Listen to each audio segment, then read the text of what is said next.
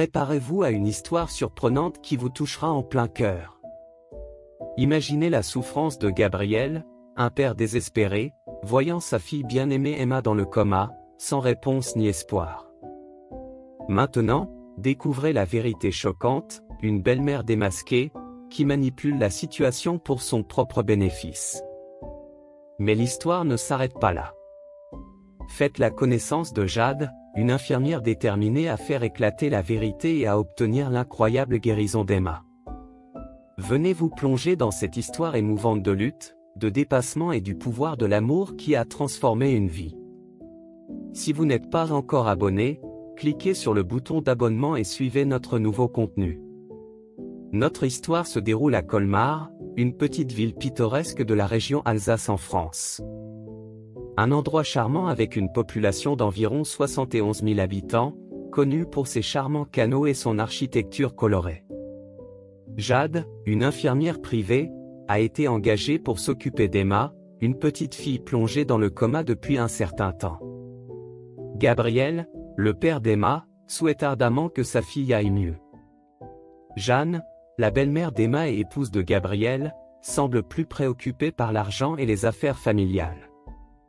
Lorsque Jade est arrivée au marché de la famille Bastos par un matin ensoleillé, chargée d'une grosse valise et d'un sac rempli de matériel médical, elle n'avait aucune idée de la douloureuse vérité qu'elle allait découvrir. Le soleil brille, illuminant les rues animées, créant un contraste avec le sentiment d'appréhension qui envahit la poitrine de Jade. Le marché, réputé pour ses produits frais et son ambiance chaleureuse, était rempli de clients inconscients de la lutte silencieuse qui se déroulait en coulisses.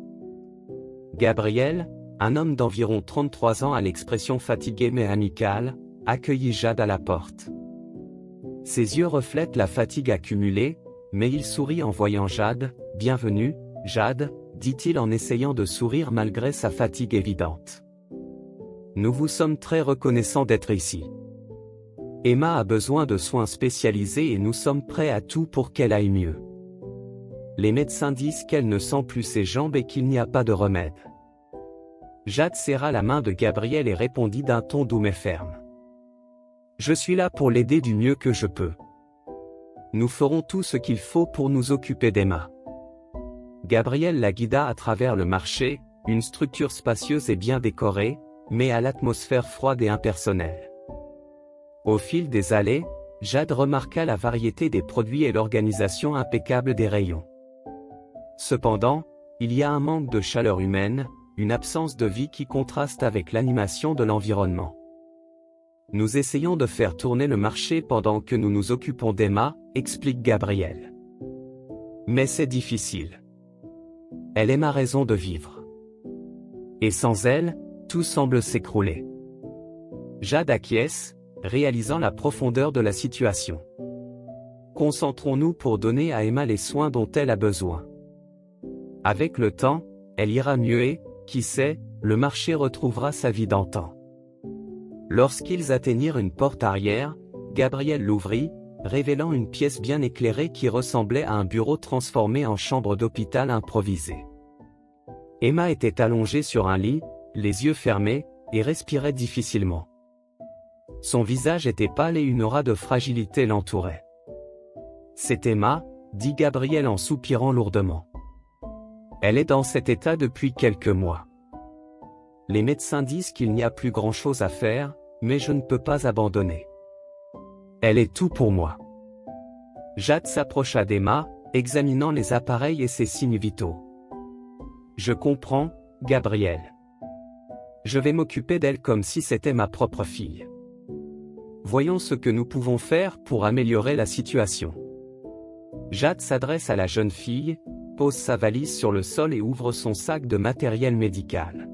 « Bonjour, Emma, » dit-elle calmement en touchant doucement la main de la jeune fille. « Je suis Jade, l'infirmière qui va s'occuper de vous. Commençons doucement, d'accord ?» À ce moment-là, la porte de la chambre s'ouvre et Jeanne entre. C'est une grande femme aux cheveux blonds et au regard froid. « Gabriel, il faut qu'on parle des finances du marché, » dit-elle sans même regarder Jade. Gabriel soupira, la tension visible dans ses épaules. Jeanne, s'il te plaît, pas maintenant. Je suis occupé à m'occuper d'Emma et la nouvelle infirmière vient d'arriver pour nous aider. Jeanne regarda Jade avec dédain, comme si la présence de l'infirmière était gênante. Nous ne pouvons pas nous permettre d'ignorer les problèmes du marché, Gabriel. Emma peut attendre, mais pas les finances. Jeanne, s'il vous plaît. Voici Jade, l'infirmière d'Emma, dit Gabriel en essayant de les présenter. Jade, voici Jeanne, ma femme et la belle-mère d'Emma. Jade hausse les épaules et se présente calmement. Enchantée, Jeanne. Je vais faire tout ce que je peux pour aider Emma. Je commencerai par une évaluation complète et nous discuterons ensuite des prochaines étapes. Jeanne jette à Jade un bref regard d'incrédulité. J'espère que tu vas te rendre compte de ce que tu as fait, dit-elle brusquement. Nous ne voulons pas perdre notre temps et notre argent avec de faux espoirs. Comprenant cela, Jade se sentit offensée. Elle prit une profonde inspiration avant de parler. Je dois dire, Madame Jeanne, que je comprends l'importance des questions financières, mais pour l'instant, la priorité doit être la santé et le bien-être d'Emma. Si vous avez besoin de quoi que ce soit, je serai là pour vous aider.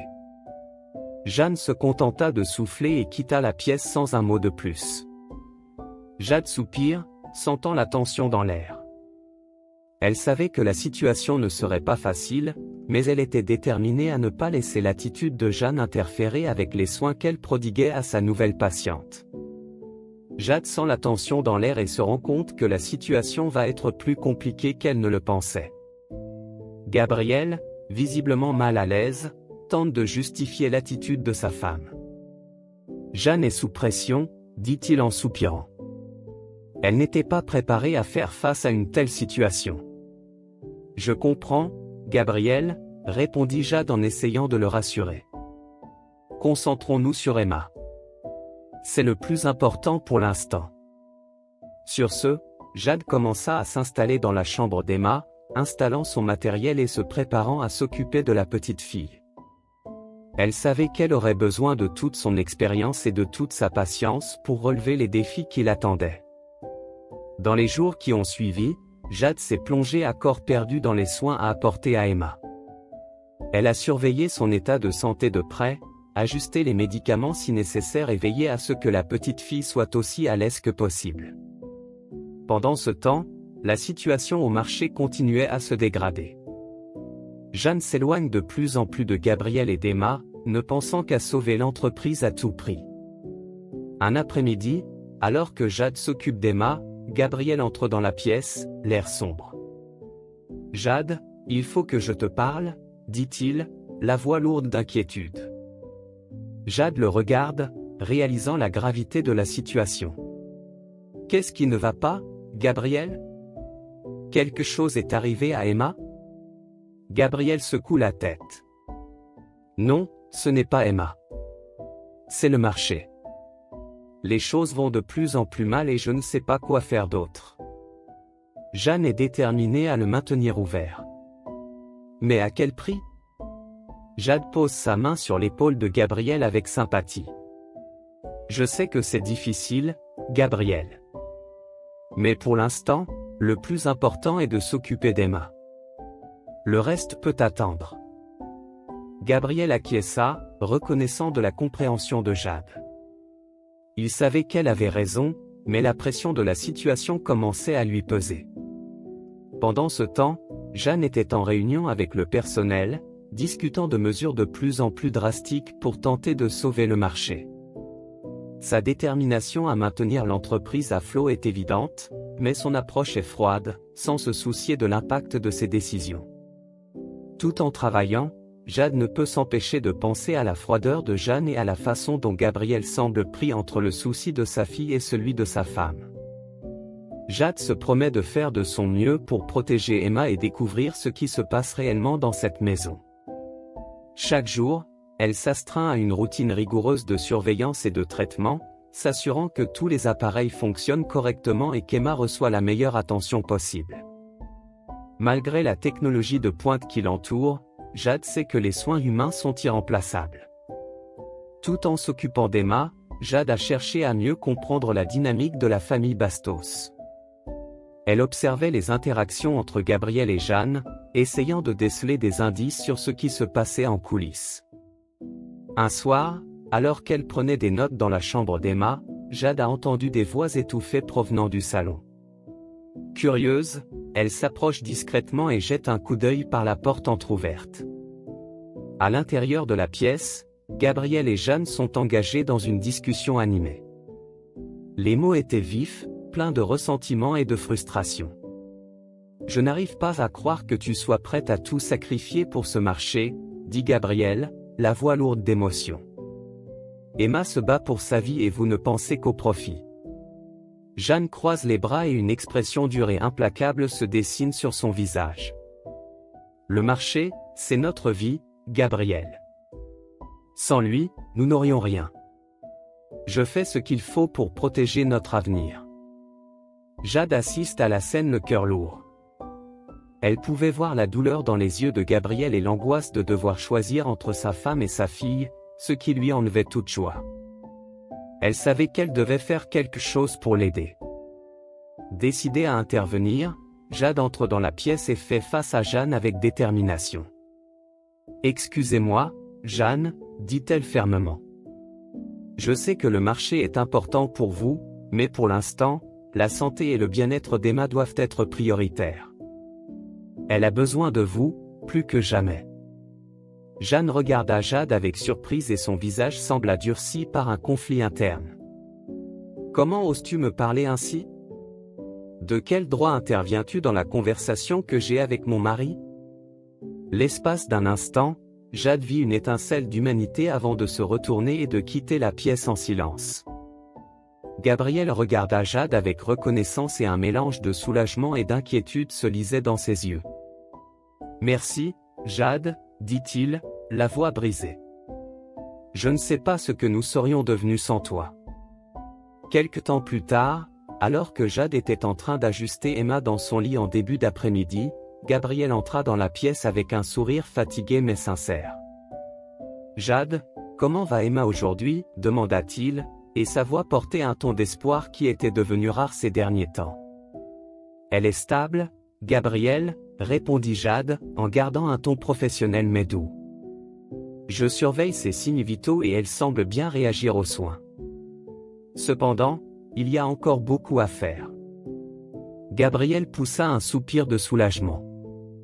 « C'est un soulagement. Vous ne savez pas à quel point cela me touche de voir un signe d'amélioration. » Jade sourit, essayant de donner du courage à Gabriel. « Nous ferons tout ce qu'il faut, Gabriel. Nous n'abandonnerons pas. » Gabriel s'approcha de Jade avec un sentiment de gratitude dans les yeux. « Merci pour tout, Jade. Tu es une lueur d'espoir dans toute cette obscurité. » Jade sourit, touchée par les paroles de Gabriel. « C'est un plaisir de t'aider, Gabriel. Continuons à nous battre ensemble pour Emma. » Au cours de l'après-midi, Jade est restée aux côtés d'Emma, surveillant ses progrès et ajustant le traitement si nécessaire. Elle savait que le chemin à parcourir serait semé d'embûches, mais elle était déterminée à ne pas abandonner tant qu'Emma ne serait pas complètement rétablie. Ainsi, dans cette chambre où l'amour et l'espoir s'entremêlent dans une bataille contre l'adversité, Jade poursuit sa mission auprès d'Emma, entretenant la flamme de l'espoir au milieu des ténèbres qui l'entourent. Pendant ce temps, Jeanne l'observait de loin, toujours avec une expression de dédain. Jade pouvait sentir le malaise de sa belle-mère vis-à-vis d'Emma et d'elle-même. Jeanne évitait toute interaction prolongée avec la jeune fille et lorsqu'elle parlait à Jade, c'était uniquement pour s'interroger sur le coût et l'efficacité des traitements. Un jour, Jeanne est entrée dans la cuisine où Jade préparait une formule spéciale pour Emma. « Combien de temps penses-tu qu'elle devra continuer à recevoir ces soins intensifs? Cela va-t-il encore durer longtemps ?» demande Jeanne sans embâche. Jade répondit calmement, même si elle se sentait de plus en plus en colère face au comportement de Jeanne. « C'est difficile à dire avec précision, Jeanne. Chaque patient est unique et Emma est dans une situation délicate. Nous avons besoin de temps pour observer ses réactions au traitement. » Jeanne souffla, croisant les bras en signe de mécontentement. Cela nous coûte une fortune, Jade. Il faut que cette fille se rétablisse une bonne fois pour toutes ou que nous arrêtions de dépenser de l'argent. Bien que surprise par les paroles de Jeanne, Jade garda son sang-froid. Mon but est d'assurer la santé et le bien-être d'Emma. Je ne suis là que pour ça. Vous avez trouvé cela intéressant? N'oubliez pas de lui donner un « j'aime ». Jeanne se contenta d'acquiescer avant de s'éloigner, laissant Jade seule, le cœur lourd. Elle savait que la situation financière de la famille était difficile, mais elle ne pouvait pas mettre en péril la qualité des soins prodigués à Emma. De plus, la façon dont Jeanne parlait d'Emma la dérangeait. Les jours suivants, Jade a redoublé d'efforts pour trouver des moyens de réduire le coût des soins sans compromettre la qualité. Elle s'est associée à des fournisseurs locaux et a cherché des solutions moins coûteuses, sans pour autant sacrifier l'efficacité des soins. Un matin, alors qu'elle passait en revue les dossiers médicaux d'Emma, Jade a remarqué quelque chose d'étrange. Les réactions de la jeune fille aux médicaments ne correspondaient pas à ce à quoi elle s'attendait. L'état d'Emma semblait empirer après chaque dose, ce qui n'avait aucun sens. Déterminée à enquêter, Jade a pris le flacon de médicaments pour une analyse plus détaillée. Elle sait qu'elle doit s'assurer qu'il n'y a pas d'erreur ou de falsification dans les médicaments. À sa grande surprise, les résultats ont montré que le flacon contenait une substance sédative qui n'avait pas été prescrite pour Emma. Lorsqu'elle s'en rendit compte, le sol sembla se dérober sous les pieds de Jade. Quelque chose ne tournait pas rond et quelqu'un manipulait les médicaments d'Emma pour qu'elle reste dans un état de santé grave et, pire encore, qu'elle ne soit pas soignée. L'infirmière commence enfin à comprendre pourquoi les médecins disent que la situation de la jeune fille est désespérée. Ce soir-là, Jade fait part à Gabriel des nouvelles informations qu'elle a découvertes. « Gabriel, il faut que je te parle des médicaments d'Emma », commence-t-elle, la voix pleine d'inquiétude. L'un des flacons contenait une substance sédative non prescrite. Cela pourrait être à l'origine des effets indésirables que j'ai observés. Les yeux de Gabriel s'écarquillent sous le choc de cette révélation. Comment cela a-t-il pu se produire? Jade secoua la tête, tout aussi perplexe. Je n'en suis pas sûr, Gabriel, mais nous devons être prudents à partir de maintenant. Je vais m'assurer que les médicaments sont bien administrés à partir de maintenant. Gabriel, toujours perplexe, dit, il faut qu'on trouve qui est derrière tout ça, tout en donnant un coup de poing sur le mur. Jade est surprise par l'attitude de Gabriel, mais comprend. Après une pause, elle dit pensivement, Gabriel, nous devons envisager toutes les possibilités. Il se peut que quelqu'un modifie les médicaments d'Emma. Gabriel resta silencieux, analysant l'information. Tu penses que Jeanne est impliquée dans cette affaire? Demanda-t-il d'une voix tremblante. Jade ne voulait pas accuser qui que ce soit sans preuve concrète, mais elle savait qu'elle devait être honnête. Je ne peux rien dire sans preuve, Gabriel. Nous devons mener une enquête approfondie. Je suis parfois agacé par les commentaires de Jeanne sur Emma. Mais la santé et la vie de la jeune fille sont en danger. C'est notre priorité. Gabriel acquiesça, son visage mêlant inquiétude et doute. Nous devons découvrir la vérité, quoi qu'il en coûte. Jade posa doucement la main sur l'épaule de Gabriel. Je suis là pour t'aider du mieux que je peux, Gabriel. Trouvons qui est derrière tout ça et assurons-nous qu'Emma est en sécurité. En attendant que les événements se déroulent, Jade resta aux côtés d'Emma, s'assurant qu'elle recevait tous les soins dont elle avait besoin. Elle a prié pour que la vérité éclate et qu'Emma puisse se rétablir sans autre forme de procès.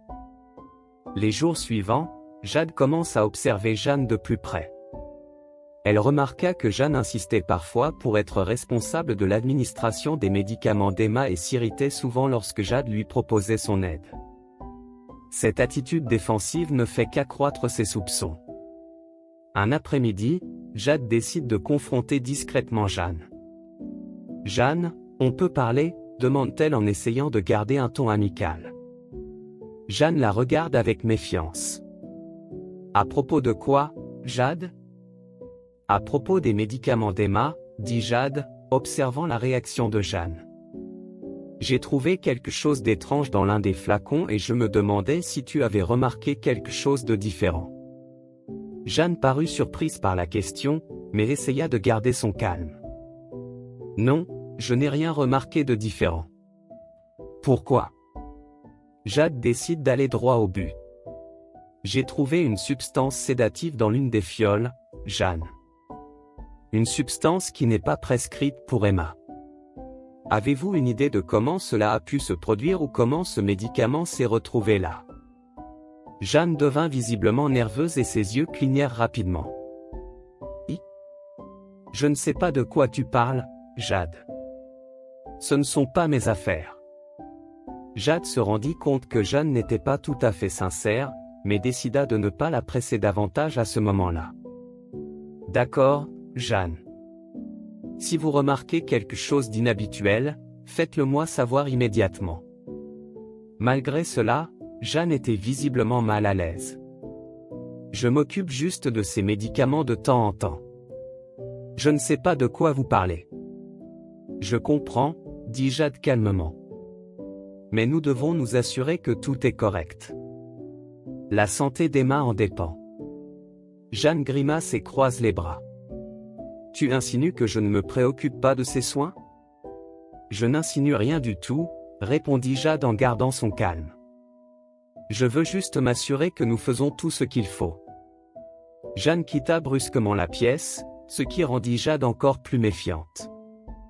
Jade savait qu'elle avait besoin de plus de preuves avant d'agir et de découvrir qui était à l'origine de l'empoisonnement d'Emma. Le lendemain, Jade poursuit discrètement son enquête. Elle consulta les dossiers médicaux d'Emma, vérifia les stocks de médicaments et s'entretint avec les employés du marché. Cependant, rien ne semble accuser Jeanne.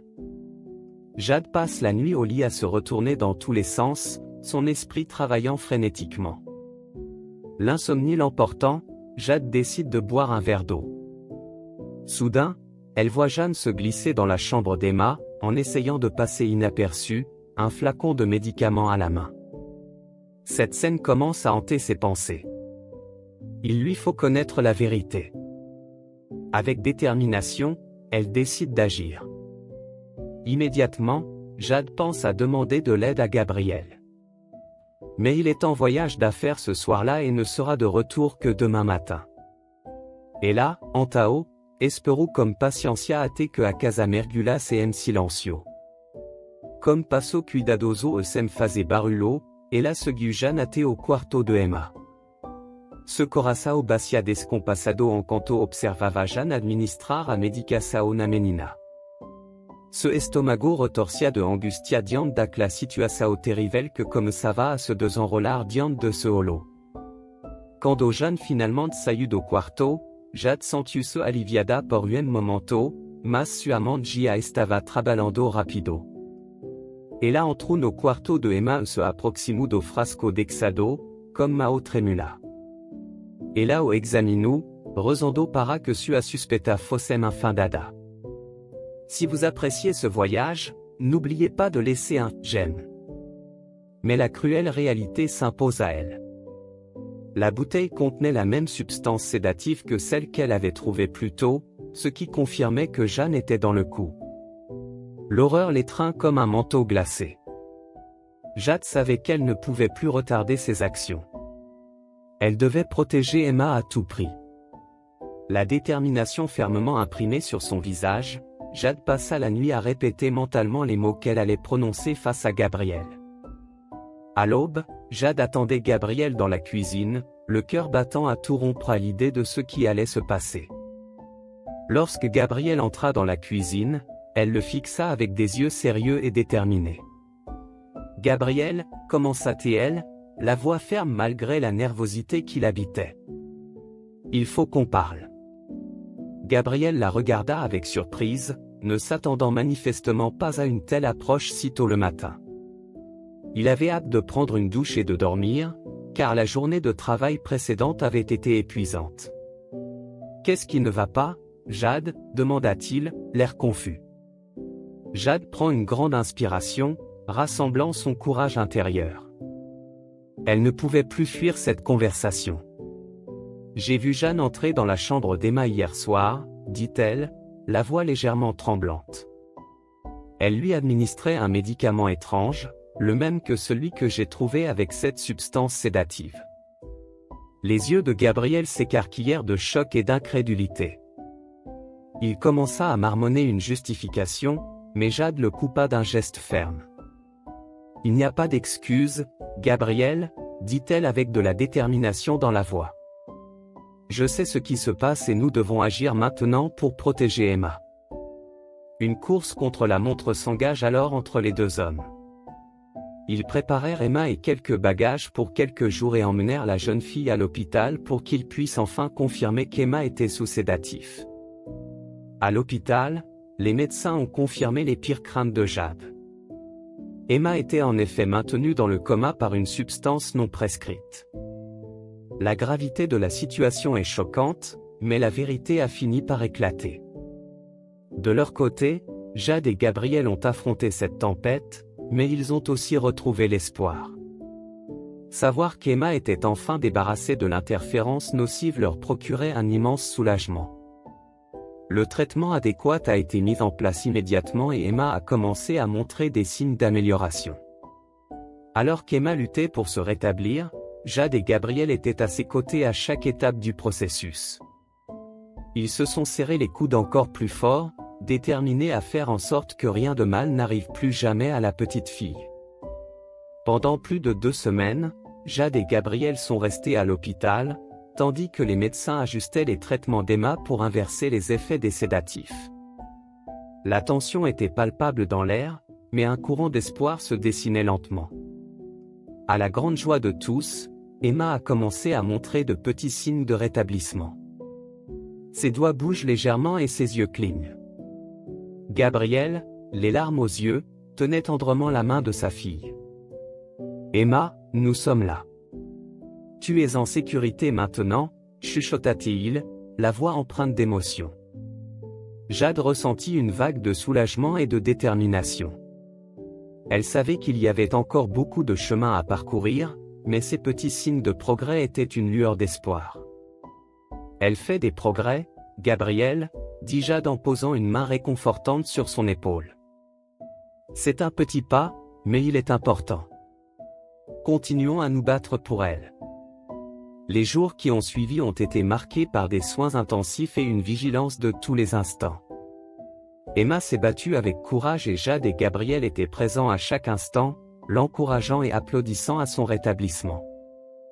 Les jours suivants, Emma a montré de plus en plus de signes de conscience. Un jour, elle ouvrit complètement les yeux et regarda autour d'elle, confuse mais réveillée. « Jade, elle se réveille !» s'exclama Gabriel, la joie dans la voix. Jade s'approcha du lit, un sourire radieux illuminant son visage tendu. « Bonjour Emma, tu es en sécurité maintenant ?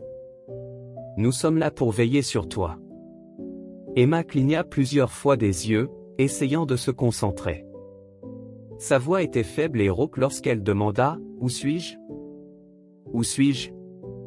Tu es à l'hôpital, mon amour ?» répondit Gabriel en tenant tendrement la main de sa fille. « Tu as dormi pendant un moment, mais maintenant tu es réveillée. » Emma le regarda avec confusion, puis Jade, qui lui tenait l'autre main. Peu à peu, la réalité s'installa dans son esprit et elle se souvint de ce qui s'était passé avant qu'elle ne s'endorme. « Jeanne ? Elle ? » murmura Emma, et ses yeux s'écarquillèrent au souvenir des visites de sa belle-mère. « Ne t'inquiète pas pour ça, Emma, » dit rapidement Jade, consciente de l'agitation de la jeune fille. « Tu es en sécurité. Jeanne ne peut plus te faire de mal. » Emma se sentit légèrement soulagée par cette assurance, même si elle ne savait toujours pas qui était Jade. Elle ferma les yeux un instant, l'air épuisé par cette brève conversation. « Repose-toi, ma chérie, » dit Gabriel en lui caressant doucement le front.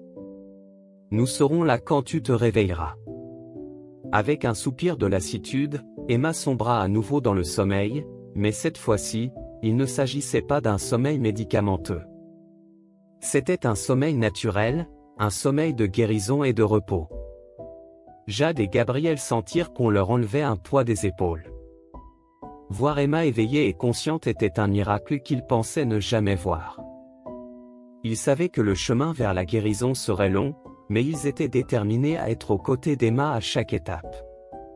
Ils savaient également qu'ils devaient confronter Jeanne et la tenir responsable de ses actes. Avec l'aide de Jade, Gabriel a pu obtenir un soutien juridique et psychologique pour faire face à la situation. Un soir, alors qu'Emma était encore à l'hôpital, Gabriel a convoqué Jeanne pour une discussion sérieuse. Jade a suivi la conversation, écoutant derrière la porte. « Jeanne, il faut qu'on parle », commence Gabriel en essayant de rester calme. Jade a découvert qu'Emma était délibérément sous sédatif. Les médecins ont confirmé que quelqu'un manipulait ses médicaments. Jeanne pâlit, mais s'efforce de garder son calme. « Tu m'accuses de quelque chose, Gabriel ? C'est ridicule. Je ne ferai jamais rien qui puisse nuire à Emma. » Gabriel la regarde d'un air sévère. « Jeanne, je ne t'ai pas accusé de quoi que ce soit. Je t'ai juste raconté ce qui s'est passé. Nous avons trouvé des preuves concrètes. Nous ne pouvons pas les ignorer. De plus, Jade t'a vu administrer un étrange médicament à Emma. S'il te plaît, Jeanne, Emma est mon bien le plus précieux. Tu dois me dire la vérité. » Jeanne hésite un instant, semblant lutter intérieurement. « Ce n'était pas moi. » Gabriel est choqué. « Arrête de mentir, Jeanne. » Sortant de derrière la porte, Jade intervint d'une voix ferme et déterminée. « Jeanne, j'ai trouvé des preuves que les médicaments d'Emma ont été trafiqués. Les flacons contenaient des substances qui n'étaient prescrites par aucun médecin. J'ai pris soin de relever les empreintes digitales des flacons. Et devinez quoi? Les preuves sont déjà entre les mains de la police. » Jeanne tente d'argumenter, mais Gabriel lève la main pour la calmer. « Jeanne, nous savons que vous êtes derrière tout ça.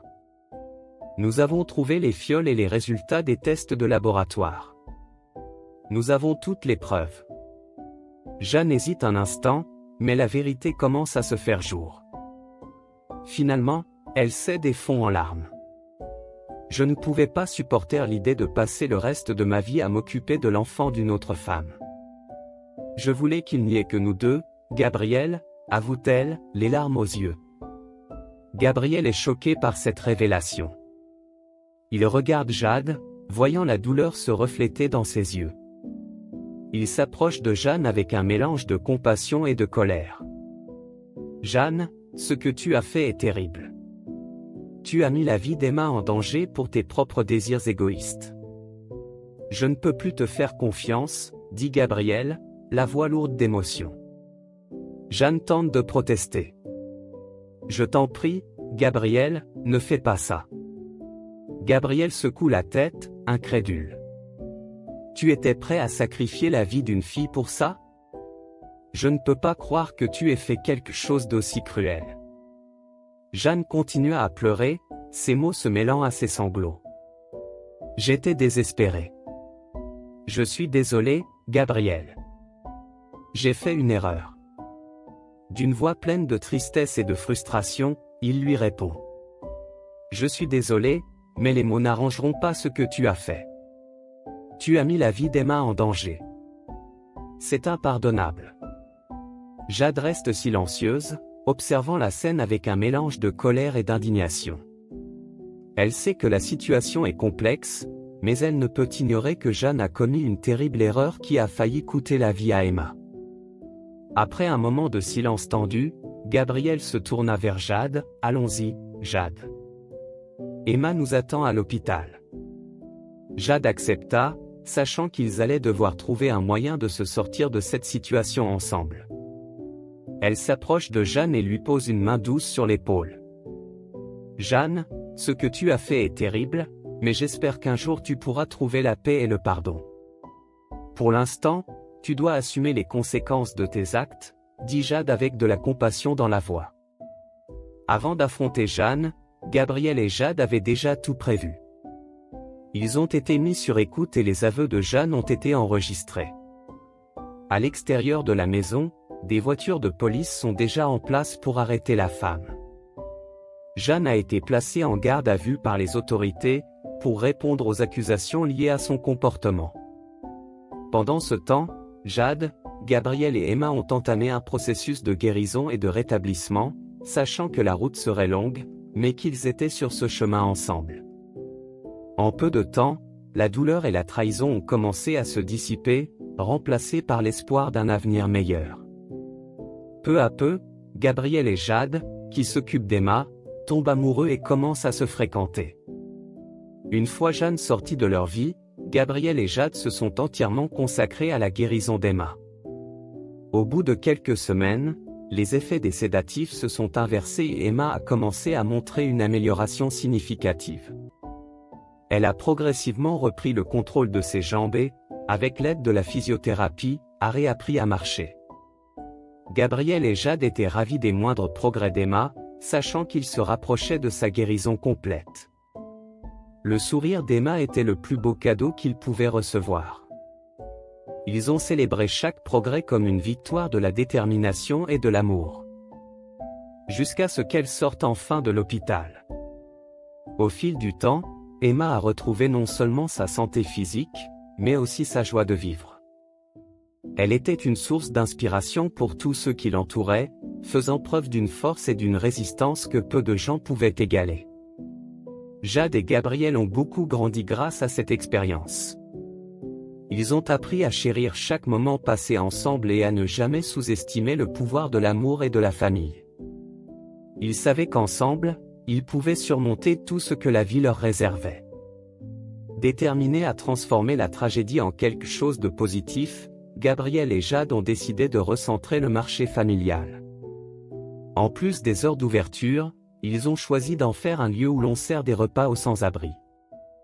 Emma était déterminée à mettre son expérience au service des autres et, avec le soutien de Gabriel et de Jade, ils ont tous les trois commencé à faire campagne pour nourrir ceux qui en avaient le plus besoin. Le restaurant est devenu un lieu de rencontre pour la communauté, où tout le monde était le bienvenu et où personne n'avait faim. Vous vous sentez concerné par cette histoire? Donnez-lui un like. Au fil du temps, le marché est devenu plus qu'un simple lieu d'achat.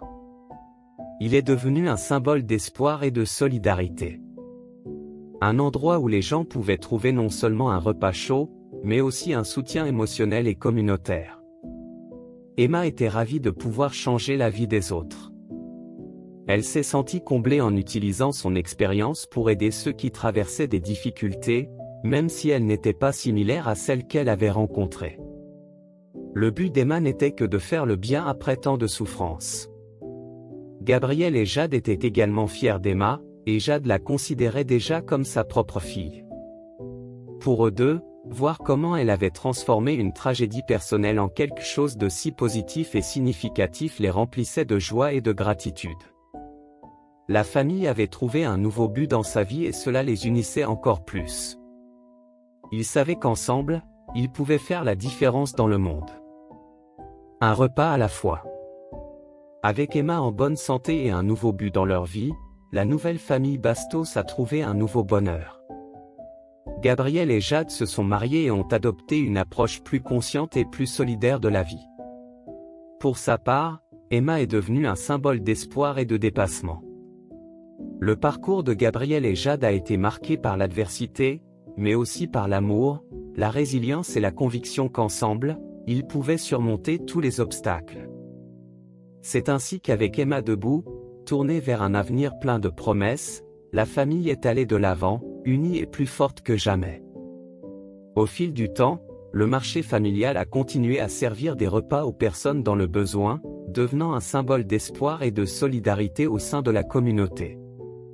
L'histoire d'Emma et de sa famille est devenue une source d'inspiration pour beaucoup, rappelant que même dans les moments les plus sombres, l'amour et la détermination peuvent nous guider vers la lumière.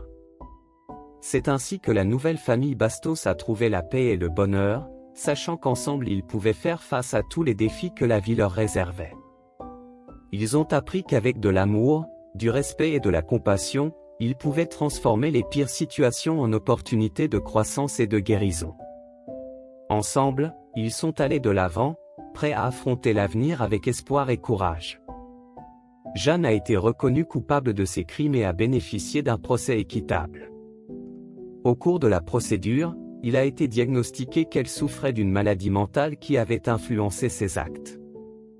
Le tribunal a décidé qu'en plus de purger une peine de prison, Jeanne devrait recevoir un traitement psychologique intensif pour faire face à ses problèmes mentaux.